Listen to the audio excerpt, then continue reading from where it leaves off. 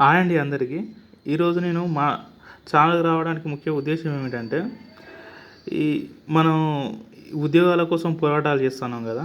పోరాటాలు చేసే క్రమంలో మనం అద్దంకి దయాకర్ అన్నని యూట్యూబ్‌లో గానీ, బీఆర్ఎస్ ఛానల్స్‌లో గానీ, బీఆర్ఎస్ యూట్యూబ్ ఛానల్స్‌లో గానీ చాలా వరకు నెగెటివ్ ట్రోల్ చేస్తుర్రు.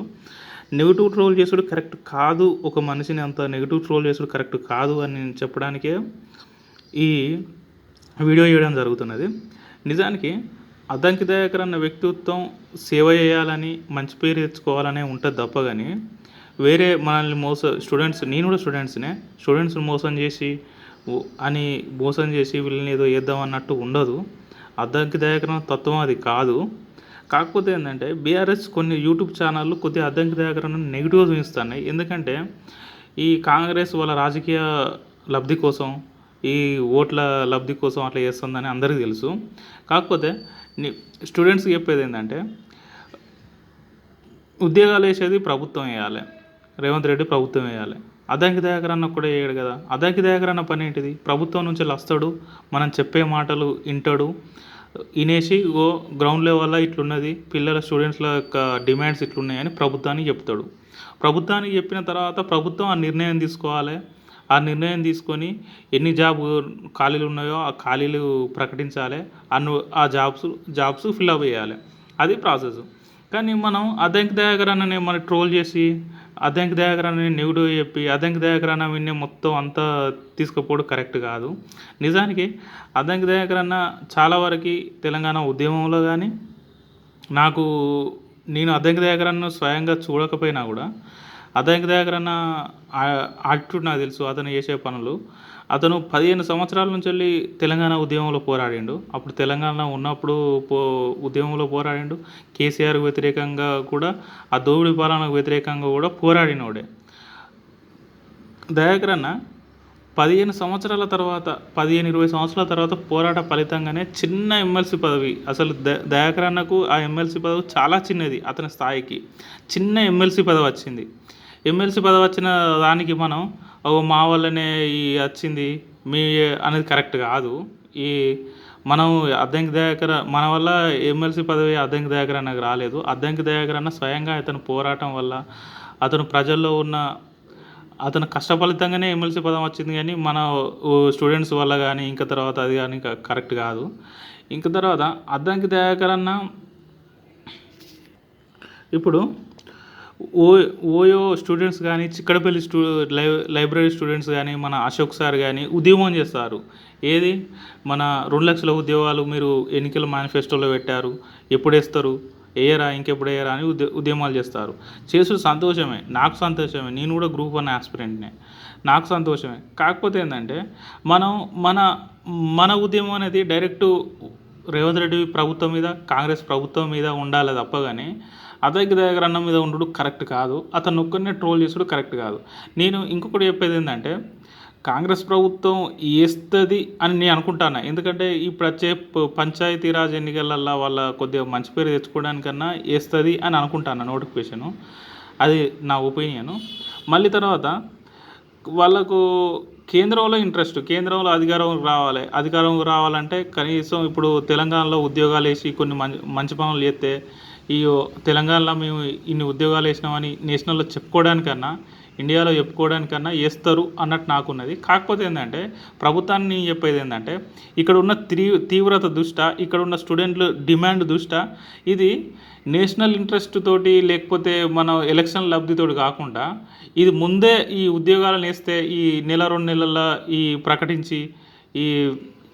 ప్రకటించి ఉద్యోగాల నోటిఫికేషన్ ప్రకటించి ఎగ్జామ్స్ పెట్టి ఫిలప్ చేస్తే బెటర్ అని నేను అనుకుంటున్నా. ఎందుకంటే మన స్టూడెంట్స్ చాలామంది బీఆర్ఎస్ ట్రాప్‌లో పడతారు. నిజానికి నేను చెప్పేది ఏందంటే, బీఆర్ఎస్ ట్రాప్‌లో పడద్దు ఎప్పుడు కానీ. బీఆర్ఎస్ ఏందండి, బీఆర్ఎస్ 10 సంవత్సరాలు పరిపాలన మనకు తెలియదా? ఎంతో ఉద్యోగాలు వేసిందా? ఎన్ని ఉద్యోగాలు వేసింది బీఆర్ఎస్? నీళ్ళు నిధులు అని పేరు వచ్చింది. ఆ ట్యాగ్ లైన్ తోటి ప్రభుత్వంలోకి వచ్చింది. వచ్చినా కూడా ఎన్ని ఉద్యోగాలు వేసింది చెప్పండి? నేను చెప్పేది ఏంటంటే, బీఆర్ఎస్ ట్రాప్‌లో అస్సలు పడద్దు. నువ్వు ఇప్పుడు కేటీఆర్ కానీ, కేసీఆర్ కానీ, బీఆర్ఎస్ నాయకులు కానీ, వాళ్ళు నీకు మంచిగా రైట్‌గా అనిపించచ్చు. ఇప్పుడు వచ్చి మాట్లాడుతూ అంటారు, నీకు అన్నీ ఇట్లా ఇట్లా చేస్తారా అట్లా చేస్తారా అని మంచిగా మాట్లాడుతూ అంటారు. కాకపోతే ఒక్కసారి బీఆర్ఎస్కి అధికారం వచ్చిన తర్వాత బీఆర్ఎస్ యాటిట్యూడ్, కేసీఆర్ ఈ ప్రభుత్వం యాటిట్యూడ్ మొత్తం మనకు వ్యతిరేకంగా అయిపోతుంది. మనకు మొత్తం మారిపోతుంది, వ్యతిరేకంగా ఉంటుంది. నేను దేనికంటే దానికి ఛాలెంజ్ ఇస్తా.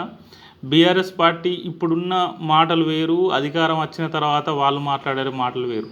బీఆర్ఎస్ పార్టీని అసలు నమ్మడానికి లేదు. నువ్వు ఏ పార్టీనైనా నమ్మచ్చు కానీ బీఆర్ఎస్ పార్టీని నమ్మడానికి లేదు. ఎందుకంటే 10 సంవత్సరాలలో మనకు ఎన్ని ఉద్యోగాలు వేసింది? 10 సంవత్సరాలలో మనం నిజానికి చాలా ఉద్యోగాలు నింపాలి. 10 సంవత్సరాలలో ఉద్యోగాలు ఎన్ని వేసింది?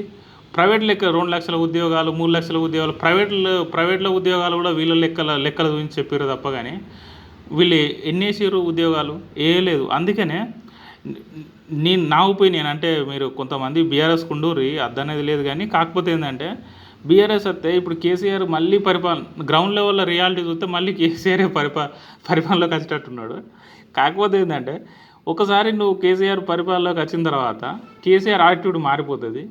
ఎందుకంటే అప్పుడు అంటాడు, రాజకీయంలో ఎన్నో చెప్తారు, ఇంకా కేసీఆర్ తొందర మారుతారు. ఇంకా వీళ్ళన్నా కూడా కాంగ్రెస్ వాళ్ళన్నా కూడా తిడితే పడతారు. ఇప్పుడు నిజానికి ఈ ఎమ్మెల్సీ పదవి వచ్చిన దయాకర్ అన్న చిక్కడపల్లి లైబ్రరీకి వచ్చి అంత ఓపిక లేదా? మనం ఎన్ని తిట్టినా పడ్డారు, ఎన్ని మాటలన్నా ఓపికతోడు ఉన్నాడు.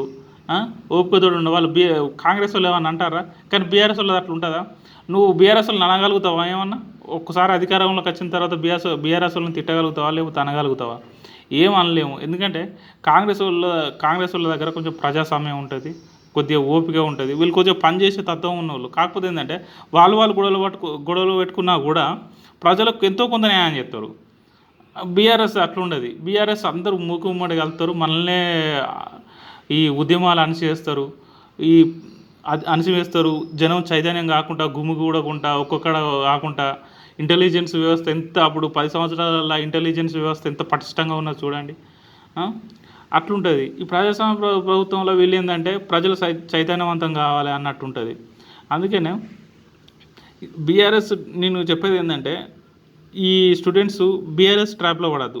ఏ పార్టీ ట్రాప్లో ఉన్నవాడు బీఆర్ఎస్ ట్రాప్లో మాత్రం అస్సలు పడద్దు. ఎందుకంటే ఒక్కసారి వాళ్ళ అధికారం వచ్చిన తర్వాత నేను చెప్తాన్నా, కేసీఆరే మళ్ళీ ప్రెస్ మీట్లోకి వచ్చి రాజకీయం వేరు పాలన వేరు అంటాడు. రాజకీయం వేరు పాలన వేరు అంటాడు. ఇంకా తర్వాత ఏదేదో చెప్తాడు. నీకు కలుసుడు కూడా కలవడు. మనకు ఉద్యోగాల మాటే ఉండదు. మనమే ఈ పార్టీని లేకపోతే ఈ కాంగ్రెస్ పార్టీనే ఒత్తిడి తీసుకొచ్చి, ఈ కాంగ్రెస్ పార్టీనే సంస్కరించుకొని ఒత్తిడి తీసుకొచ్చి వీళ్ళ ద్వారానే ఉద్యోగాలు వేసుకోవాలి తప్ప కానీ మనకు బీఆర్ఎస్కి అధికారం పోయిందంటే ఇక మళ్ళీ మనం ఎందుకంటే వాళ్ళు స్ట్రాటజిస్టిక్గా ఉంటారు. ఒక్కసారి బీఆర్ఎస్ అధికారం పోయిన తర్వాత జనాన్ని చైతన్యవంతం కాకుండా చేస్తారు, గుమిగూడకుండా చేస్తారు. జనంలో ఇప్పుడు ఎప్పుడైతే ప్రభుత్వం మీద ఎందుకు వ్యతిరేకత వస్తుంది? అందరూ మాట్లాడితేనే కదా, అందరూ మాట్లాడితేనే ప్రజల్లో చైతన్యవంతమై ప్రభుత్వం మీద వ్యతిరేకత వస్తుంది. వీళ్ళు ఏం చేస్తారంటే ఆ మాట్లాడే నాయకుడినే మాట్లాడకుండా చేస్తారు, మెయిన్ లీడర్నే కథం చేసి పారేస్తారు. మెయిన్ లీడర్ని కథం చేస్తే జనాలు ఎక్కడ చైతన్యవంతం అవుతారు, స్టూడెంట్స్ ఎక్కడ చైతన్యవంతం అవుతారు. అందుకనే 10 సంవత్సరాలకి టీఆర్ఎస్ పాలనలో నీకు ఒక్క సామాజిక ఉద్యమాలు కరెక్ట్ రాలేదు. ఏదో ఎలక్షన్ల ముందు బస్సు యాత్రలు, ఆ యాత్రలు, ఈ యాత్రలు మన స్టూడెంట్స్ వల్ల కాంగ్రెస్ ప్రభుత్వం వచ్చింది తప్ప కానీ అంతకుముందు నీకు ఏ ఉద్యమం రాలేదు. నువ్వు ఏ పని చేయకున్నా కూడా సామాజిక ఉద్యమాలు రాకపోతే, జనం చైతన్యం కాకపోతే అదే ప్రభుత్వం కంటిన్యూ అవుతుంది. ఏదో పని చేసిండు కదా వేద్దాం అన్నట్టు ఉండదు.